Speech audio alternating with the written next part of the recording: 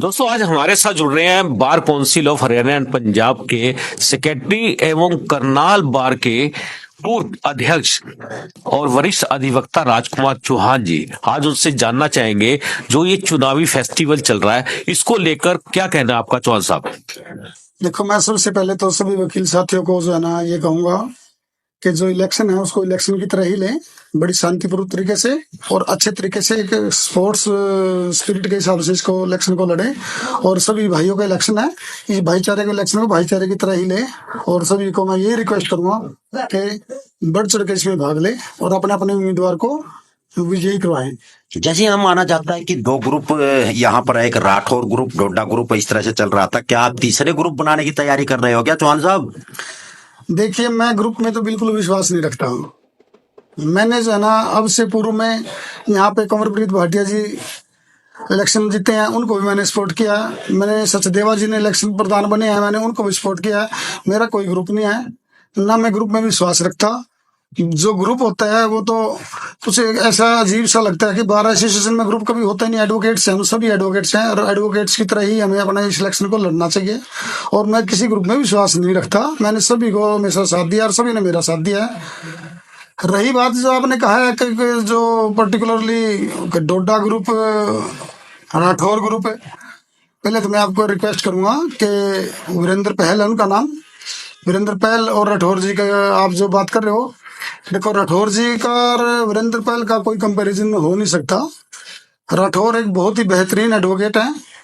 वो यहाँ के 3 बार प्रधान रहे हैं बार के, बार काउंसिल ऑफ इंडिया के को चेयरमैन रहे हैं, अभी मौजूदा मेंबर भी हैं। और सबसे बड़ी बात क्या है, वो इस प्रोफेशन के एक बहुत ही उम्दा और बेहतरीन एडवोकेट हैं। वो प्रैक्टिसिंग एडवोकेट है, प्रैक्टिस का एक लीडिंग एडवोकेट है पूरे हरियाणा के अंदर। उनका और जो वीरेंद्र पहल का कोई मैच हो ही नहीं सकता जो आप कंपैरिजन कर रहे हो। वीरेंद्र पहल एक नॉन प्रैक्टिसिंग एडवोकेट है। मैंने आज तक अपने 27 साल के करियर में उसको कभी किसी भी कोर्ट में एक एविडेंस करवाते हुए नहीं देखा और उसको साथ जाना कभी उसको बहस करते हुए नहीं देखा।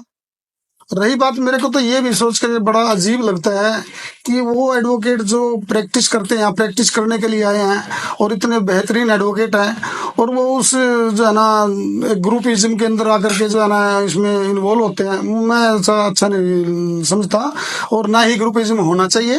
ग्रुप से ऊपर उठ करके वोट करो और उसी वकील को वोट करो जो वकीलों का जो समझे, प्रैक्टिसिंग एडवोकेट के बारे में समझे, कोर्ट की जो अंदर कार्रवाई के बारे में समझे, जजों के साथ जो उनकी जो समस्या है उनको समझे, और ऐसे ही उसको सिलेक्शन करने। ग्रुपिज्म में मैं विश्वास नहीं करता, ना ही मेरा कोई इरादा है, ना मैं कोई ग्रुप बनाना चाहता, और मैं किसी ग्रुपिज्म में विश्वास रखता ही नहीं हूँ। चलो ये बताइए कि पिछले प्रधान संदीप जी, उन्होंने पूरा साल कह रहे हैं कि हमने काम किया है, काम करेंगे, स्पष्ट छवि है, ईमानदार है।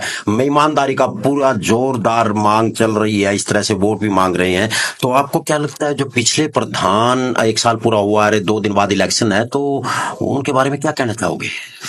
देखो, इसमें कोई संदेह नहीं है कि जो संदीप जी है बहुत ही बेहतरीन जो है ना वो इंसान है, एक ईमानदार छवि के आदमी है। लास्ट टाइम जो है ना मैंने भी साथ दिया उनका। और रही बात अभी साफ सुथरा छवि, आप मुझे किसी उसमें देख रहे हो कि हाँ ही इज वेल ड्रेसअप। अब जो है ना काम तो जो है ना करना पड़ेगा ना, जो पोस्ट होल्ड किया उसके अकॉर्डिंगली काम करना पड़ेगा आपको। अब जो साफ सुथरा तो एक पिंजरे का तोता भी होता है। अब अगर आप पिंजरे के तोते की तरह रहना चाहते हो, किसी के अधीन रहना चाहते हो, तो ये तो प्रोफेशन हमारा ऐसा है। वकील तो अपने आप में एक संस्था है, वो दूसरों की समस्याएं उठाता है। अगर वो किसी के अधीन रहना पसंद करेगा तो साफ सुथरा होना जो है ना, एक वेल ड्रेस होना, ये कोई क्राइटेरिया, काम करना चाहिए। वकीलों के लिए काम करो। और मैं नहीं समझता कि पिछले 1 साल में जो काम वो करते भी काम किया, मुझे यही नहीं पता कि क्या काम किया है। जो उसने अभी ड्रा निकाला चैम्बरों का, वो ड्रा तो आज से 1 साल पहले जनवरी में हो जाना चाहिए था। उसको 1 साल ड्रा क्यों डिले क्यों किया, ये उसको पता है। मुझे तो इसके बारे में कुछ पता नहीं क्यों किया। और रही बात जो है ना वकीलों की समस्याओं के बारे में, मैं भी विजिलेंस की कमेटी को अटेंड करता हूँ, being a member bar council. और उसके अंदर जो है ना जब ये प्रधान बना था उस टाइम से लेकर के आज तक वकीलों की समस्याएं उठती रही हैं कि जो हम कोर्ट में जाते हैं, कोर्ट के अंदर 2 या 3 या 4 चेयर रखी होती हैं, सारे वकील खड़े रहते हैं, उनको बैठने के लिए चेयर नहीं मिलती। 1 साल के अंदर कोर्टों के अंदर ये चेयर नहीं रखवा सके। किसी कोर्ट के अंदर आप जाकर के अभी फिजिकली चले जाओ, आप जाकर के देखो 3 या 4 चेयर रखी हैं, 20-20 वकील खड़े हुए हैं, और उन जो 3-4 चेयर हैं उनके ऊपर भी आकर के जो है ना पुलिस डिपार्टमेंट के 2-4 ऑफिसर वो बैठ जाते हैं, ना वो उठते हैं, ना उनको उठने के लिए कोई कहता है तो आगे से वो आंखें दिखाते हैं। देखो मैं नहीं सोचता डेकोरम इतना बढ़िया तरीके से मेंटेन है। हर एक जो है ना कोर्ट के अंदर जो है ना कम से कम एटलीस्ट 15-15 या 20-20 चेयर होनी चाहिए, ताकि वकील ठीक तरीके से वहां करके आप बैठ सके और अपने केस का इंतजार तो 2 दिन के बाद जो खड़े होके ना करे। 2 दिन के बाद जो चुनाव पूरा हो जाएगी, देखो मैं तो ये कहूंगा जो भी जीत के आएगा प्रधान, उसको विदिन 15 डेज ये जो है ना समस्या को दूर करवा लेना चाहिए। अगर वो ये छोटा सा भी काम नहीं करवा सकता तो मैं नहीं चाहता कि वो उसको इस पद पे बने रहने का कोई हक होगा। चौहान साहब, आपका एक ड्रीम प्रोजेक्ट है कि नए जो वकील आ रहे हैं, नए बच्चे जो आ रहे हैं, लॉ करके आ रहे हैं, उनके लिए आप जुडिशरी की तैयारी कराने के लिए एक आपका ड्रीम था, उसके लिए क्या करने वाले हैं आप? देखिए मैं आपको ये बताना चाहता हूँ कि जब मैं प्रधान था, मेरे से पूर्व में प्रधान जो थे वो चांदवीर मंडानी था, जो अभी भी कैंडिडेट है।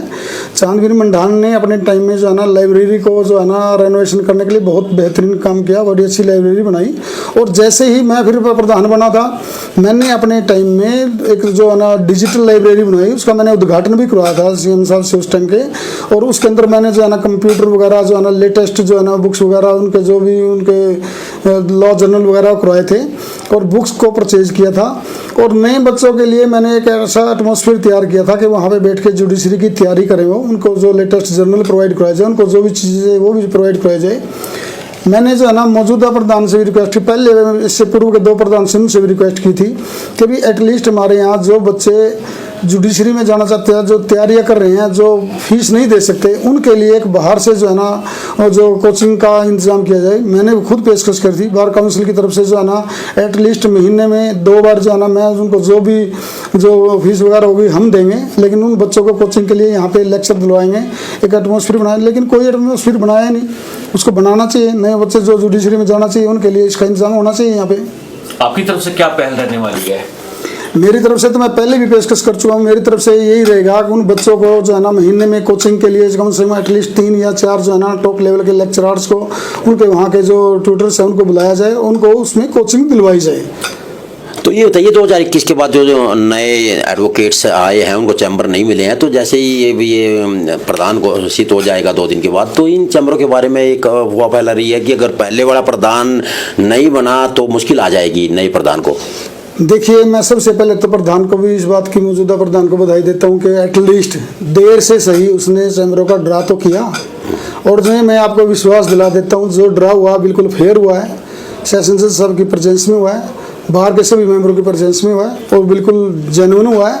और जिनका जो ड्रा हुआ है मैं उनको भी मुबारकबाद देता हूँ कि कम से कम 1 साल डिले हुआ, उनको चैम्बर तो मिल गए। और मैं ये भी रिक्वेस्ट करूँगा प्रधान से भी औरों से भी कि अब जो रियल स्टेक होल्डर है, जो 323 या 24 जितने भी चैम्बर जो निकले जिन लोगों के, उनकी एक कमेटी बनाई जाए उनमें रियल स्टेक होल्डर में से, और इसको चैम्बर के कंस्ट्रक्शन जल्दी से जल्द शुरू की जाए।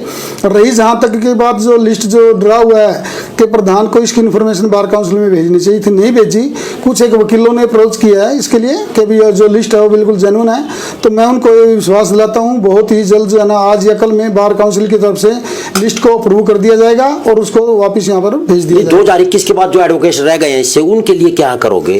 देखिए मैं 2021 नहीं है, ये जो जून जुलाई 2020 के बाद में जितने भी एडवोकेट्स हैं, ये लगभग 700 एडवोकेट हैं करनाल बार के अंदर, जिनको उस ड्रामे में शामिल नहीं किया गया।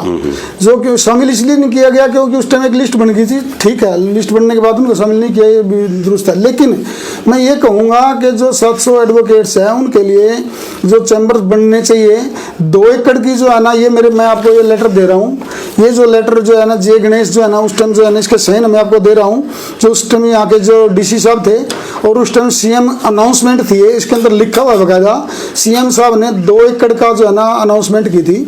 और जो डीसी साहब की तरफ से ये लेटर में जब मैं प्रधान था 2 एकड़ अलाट हुए थे। जो मौजूदा प्रधान और इससे पूर्व के जो 2 प्रधान रहे हैं उन्होंने उस 1 एकड़ को कहाँ गायब कर दिया ये मुझे नहीं पता। मैं कई बार इनको बोल चुका हूँ 2 एकड़ थे, 1 एकड़ कैसे रह गई है ये। सीएम साहब से भी मैंने पीछे जा करके मिला था, मैंने कही थी सीएम साहब को भी अभी तक ये लग रहा है मैंने 2 एकड़ अनाउंस किए थे, जो मेरी अनाउंसमेंट है 2 एकड़ मिलेंगे। लेकिन इन्होंने बीच में कोई जल्दी के चक्कर में या इनकी क्या मंशा थी वो तो वही बता सकते हैं। पूर्व के प्रधान जो 2-3 रहे हैं वो 1 एकड़ कहाँ पे उन्होंने गायब कर दिया, 1 एकड़ जो मिला है। तो मेरी जो आने वाला कोई भी प्रधान होगा उसका बार काउंसिल का मेरी तरफ से ये मैं आपको विश्वास दिलाता हूं। और जो इलेक्शन ईयर आ चुका है और सीएम साहब ने भी 2 एकड़ दिए थे, 2 एकड़ आपको बिल्कुल दूसरा एकड़ मिलेगा।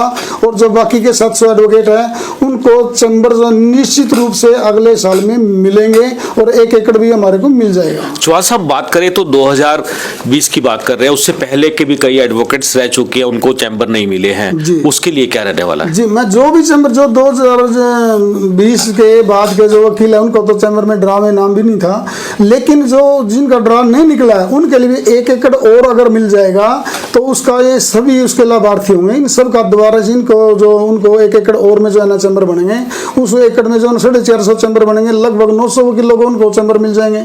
और मोरओवर जो 2 एकड़ जो लैंड मिली गई थी वो 2 एकड़ लैंड हमारे साथ की जो पीछे चैम्बर के बैक साइड में भी एक रोड लगती है और उधर जो है ना जो शोरूम्स है उनके साथ रोड लगती है, दोनों के कनेक्टेड के बीच में 2 एकड़ लैंड दी गई थी, उसमें वेस्टेज कम होती।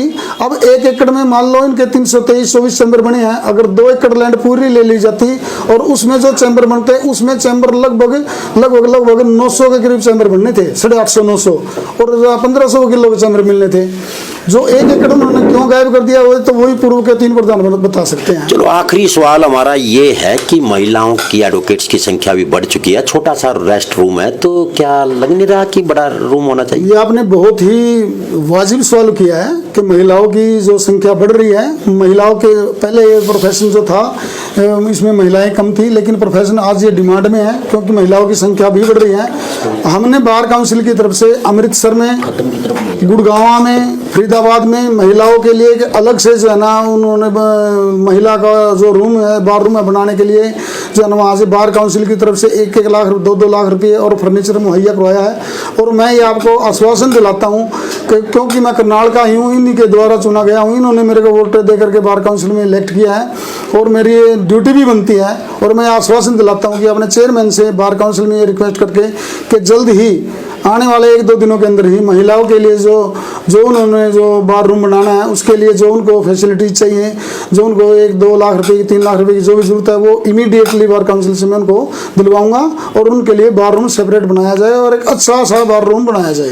चौहान साहब आखिर में बात करें तो एक एक्रोचमेंट का मामला बहुत बड़ा है क्योंकि वकीलों के जो क्लाइंट एक्रोचमेंट का कि जो ऑन द रोड है, जैसे बात करें कि जो हमारे यहाँ चैम्बरों के अंदर वकीलों के पास उनके क्लाइंट आते हैं वो पूरा रास्ता ही बंद है, पूरा का पूरा लोगों ने अपने व्हीकल्स लगा रखे हैं वहां पर, दोनों तरफ की बात करें रेडियां लगी हुई हैं, तो आने जाने में बड़ी तकलीफ होती है। इसके लिए आप क्या करने वाले हैं? देखिए जो रेडिया वगैरह लगी है ये नहीं लगनी चाहिए, जो एनक्रोचमेंट नहीं होनी चाहिए और जो पीछे जो है ना उसकी एनक्रोचमेंट वगैरह हो रही है, रास्ता साफ होना चाहिए, जाम ना लगे, वकीलों को जो भी सुविधाएं हैं वो मिलनी चाहिए।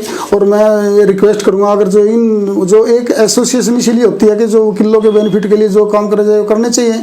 और मेरी रिक्वेस्ट रहेगी जो भी आने वाला प्रधान होगा वो इसमें प्रायोरिटी दे और इसको जो इस समस्या को दूर करें। चौहान साहब आपने हमसे बात किया, बहुत बहुत धन्यवाद है।